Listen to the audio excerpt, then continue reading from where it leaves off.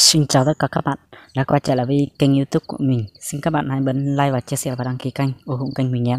Hôm nay mình sẽ giới thiệu là người ăn trộm YouTube của mình từ trước nhá. Kênh này YouTube của mình từ trước là Giang Thòn Tông Giáp, nhưng bây giờ người này đã ăn trộm và cướp YouTube của mình, nó thay tên là Tuyền Trinh TV. Hôm nay mình sẽ giới thiệu cho các bạn là người này là người chuyên lừa đảo mua YouTube của nước Việt Nam Dân Chủ Cộng Hòa.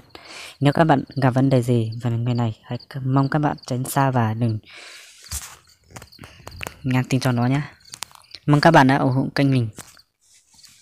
Nếu các bạn gặp được người này, các bạn tránh xa đi, đừng nhắn tin cho nó. Và tên của nó là Minh Cr. Tên của nó là Minh, nhưng mà bây giờ nó đang lên YouTube và nó thay lên YouTube là 3 lần. Đầu tiên là Minh Cr, thứ hai là một, bây giờ nó là Tuyền Trinh. Thì bây giờ người này chính chủ là lừa đảo mua YouTube của mình là người này nhá.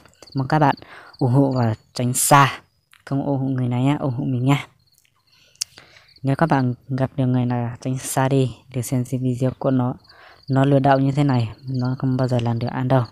Và bây giờ mình cũng nói là thằng Tuyền Trinh, nhưng mày mày có làm mới có ăn chứ, mày không làm mà cứ kháng cước của người ta mà đòi mà có ăn là chỉ có ăn là buổi thôi nhá. Tuyền Trinh ạ, mày nghe rõ đó, tay của mày để đâu đấy nhỉ.